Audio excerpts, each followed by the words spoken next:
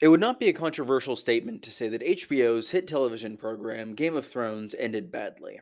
Over the years that have passed since this show's finale, many have panned its poor writing and awful conclusions for beloved and well established characters. These decreases in quality are most apparent in Season 7 and in Season 8. However, they have their roots much further back than one might think. Examining why these seasons are so terrible could be quite informative as to the colossal downfall of this fantastic show. And what's more, it could give a glimpse into what will be important in the real conclusion to this story, being the final two entries in the book series should they ever be published. So, join me as I examine the single omission from the books that broke Game of Thrones. The first four seasons of the show are excellent, and this is due in large part due to the source material, authored by George R. Martin. These initial seasons stuck fairly close to the novels, and this seemed to be very much to the benefit of the show.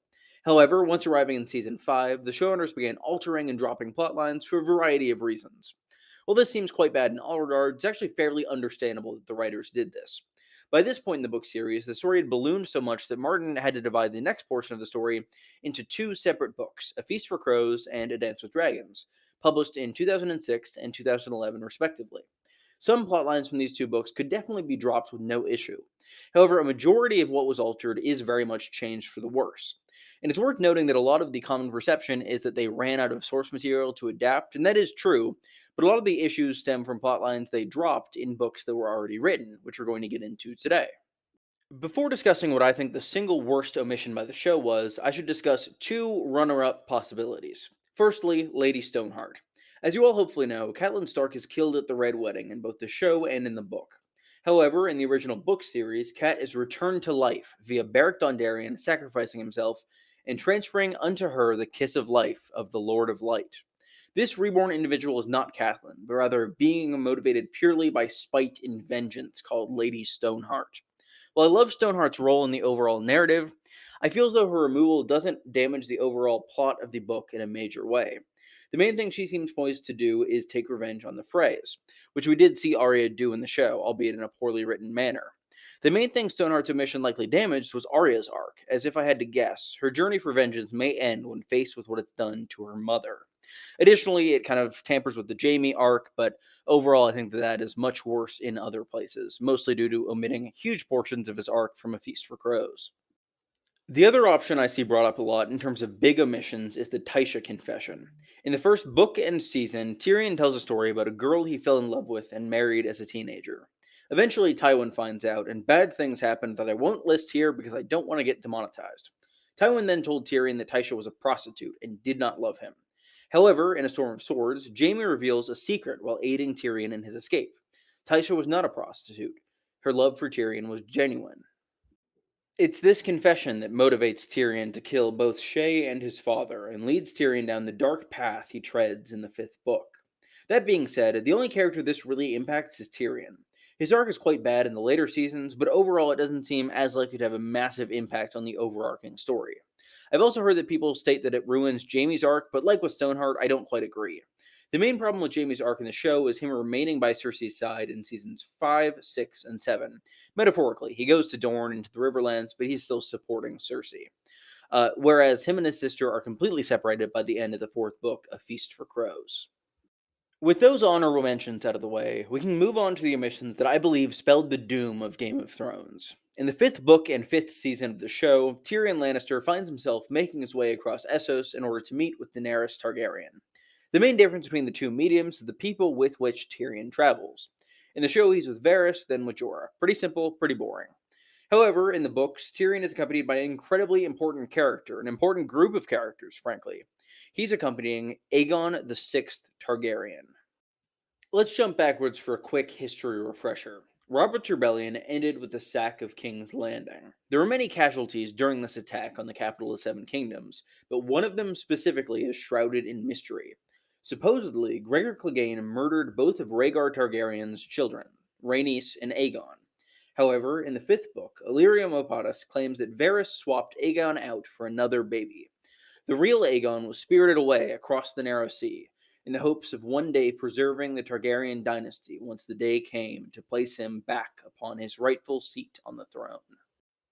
Over the intervening almost 2 decades, Aegon has been shaped for rule. He's been tutored by scholars and warriors and has a number of powerful figures and excellent minds devoted to his cause. He learns about the faith from a mysterious septa named Lemore. He studies history with a man called Halden Halfmaester, and he is counseled by his surrogate father, the former Hand of the King of Aerys Targaryen, named Jon Connington, who's my personal favorite character in the book series. Additionally, he has Varys and Illyrio on his side, as I mentioned earlier, so he has gathered a fair few powerful individuals behind his banner.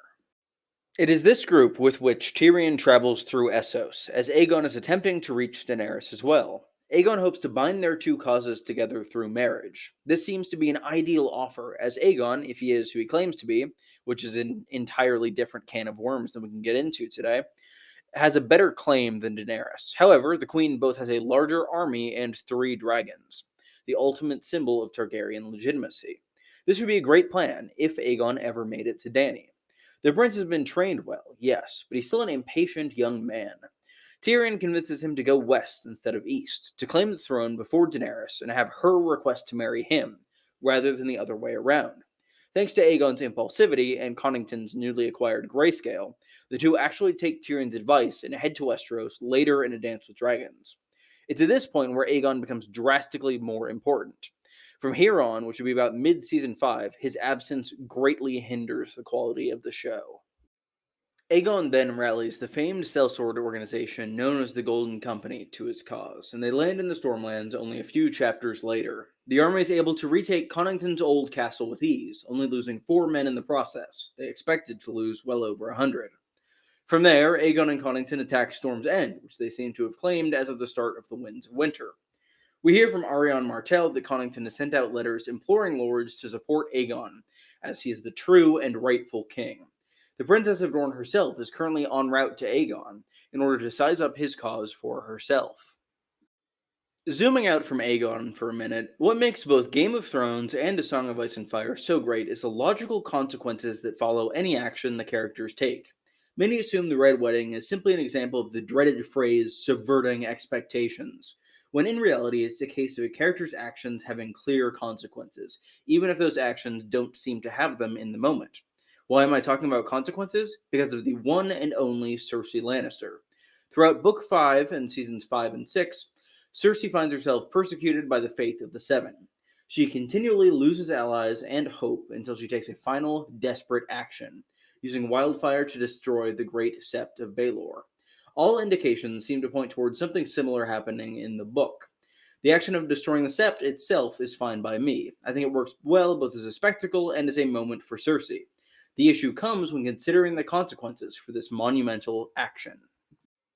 Think about the Red Wedding. The consequences from this single event ripple for both the rest of the books and the rest of the show, as they drastically change the standing and perception of all houses involved on both sides of this massacre. Now look at the terrorism at the end of Season 6. There are zero repercussions for Cersei's actions in the Season 6 finale, which is completely absurd. The Sparrows are a populist movement. They get their power due to their sheer numbers and due to being underestimated and constantly shat upon by the upper classes. The explosion of one building, even if that building had the fantasy pope in it, would have a massive impact on the faithful citizens of King's Landing and of the continent as a whole. In fact, it seems like exactly the kind of event that might radicalize a massive number of people against whoever committed this horrible action. This is the kind of reason revolutions start in the real world. The idea that Cersei could blow up the center of the faith in Westeros and be politically completely fine for doing so is fanciful, and I think that it's one of the most botched plot lines in the show's history. All of this being said, this plotline seems as though it'll go a lot better in the books. How? Aegon. Cersei will likely take similar drastic action in the books. It may be the same use of wildfire, it might be something else entirely, but regardless, it seems quite likely that she'll evade her trial by the hand of the High Sparrow. However, in doing so, she'll likely turn the common people against her.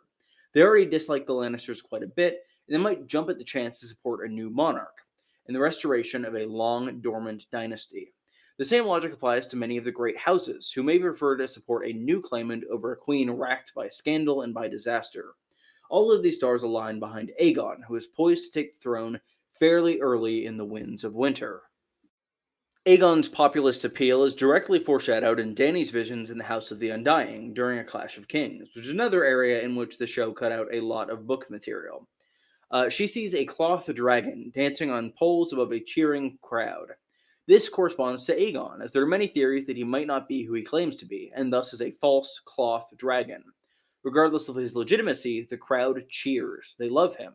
The common people support him. Aegon taking the throne and assuming the role of the ruler of the Seven Kingdoms directly improves not only the overall plot, but also Cersei's story individually. Should she be deposed by Aegon, she may be taken prisoner or dismissed to assume control of Casterly Rock. Neither of her brothers can inherit this seat, as Jaime is a Kingsguard and Tyrion has been exiled. There are a million different ways in which Cersei's story can go from there, and all of them are better than sitting on a balcony, drinking wine, and looking evil for 2 years. However, fixing the plot in King's Landing and Cersei's arc are not the only things solved via Aegon's inclusion. He also has a massive impact and role to play in Daenerys' story going forward. In the show, Daenerys' main political opponent was Cersei. This rivalry really didn't make much sense to begin with, as no one has any reason to remain loyal to Cersei once Daenerys arrives on the continent. As Tywin states earlier in the series, the gold of Casterly Rock has run dry, and she's alienated many of her most powerful allies, namely the Tyrells. However, if Aegon's the one on the throne, the potential for an incredibly interesting conflict with Daenerys emerges. Originally, Aegon wanted to become Daenerys' ally. He wanted to bind their causes together through marriage, as there was an inherent power imbalance between the two of them.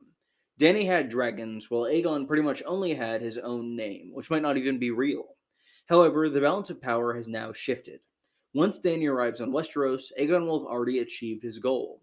He will have taken the throne and will likely be beloved for doing so. What's more, it seems quite likely that he'll already be wed. Arianne Martell, the Princess of Dorne mentioned earlier, seems to have her own ideas as to how she could form an alliance with Aegon, which could lead to a marriage pact between Aegon and her father, the ruler of Dorne. All of this to say that, once both Targaryens are back in Westeros, they are quite unlikely to get along. They're both vying for a singular seat, and that conflict would likely break out into war, as has happened in the past. It's also crucial to keep in mind the Undying vision that was mentioned earlier. This prophecy was granted to Daenerys, which makes it seem as though it will somehow be important to her story. Daenerys has never set foot on continental Westeros. She's backed by several armies that the common people of Westeros may view as horrifying. And, most importantly, she has dragons. While these beasts are an excellent sign for Targaryen legitimacy, they are a horrible sign for the common people. Anytime dragons are involved in conflict, a lot of people die. Daenerys' camp seems perfectly designed to scare the Westerosi, which would greatly bolster Aegon's support among those who live on the continent. This will all likely come to a head in what is the book equivalent of the worst episode of Game of Thrones, The Bells. There are a number of ways in which I believe this episode would go differently in the book, all of which have to do with Aegon's cause. Firstly, the ringing of the bells is most likely due to Jon Connington, who has bell-related PTSD from a battle he lost during Robert's Rebellion, which also could likely be worsened by his grayscale. This could lead to the chaos and disaster in the city that we see in the show caused by Daenerys. The other element, which is more important in my eyes, is Dany's motivation for attacking and or burning the city. The bells. In the show, there are a number of ways in which I believe this episode would go differently. She goes nuts, all of which have to do with Aegon's cause. However, if Aegon's still around, the ringing of the bells is most motivation to Jon frustrated and who has bell-related PTSD. She worked for so long to reclaim the seat for her family, which also could likely be worsened by his grayscale. This could lead to the chaos the common people love the city that we see in the show caused by Daenerys. Her home, this place she's been dreaming of likely come to a head in what is the book equivalent of the worst episode of Game of Thrones, The Bells. All of these layers of motivation for Daenerys, one of George R. R. Martin's most complex characters, were cut from the show and may never make it to publication in the books. All of this simply due to the exclusion of one individual character, Aegon Targaryen. So what do you think? Do you think Aegon's cause being excluded is the worst part of the show in terms of omitting things from the books? Do you think that there are worse things? Do you think that the show made any good cuts? I'd love to hear your thoughts in the comments below. If you enjoyed this video, be sure to leave a like, subscribe, do all that stuff. It really helps me out. I'm officially on a bit of a lull work-wise now, so I'm putting a lot more focus into the videos, which will hopefully result in an uptick of quality for all you good people. So yeah, if you enjoyed this, be sure to leave a like, subscribe. I already said that, but I love repeating myself, as I'm sure you know, via listening to my videos. So yeah, thank you for watching, and I will see you all soon. Goodbye.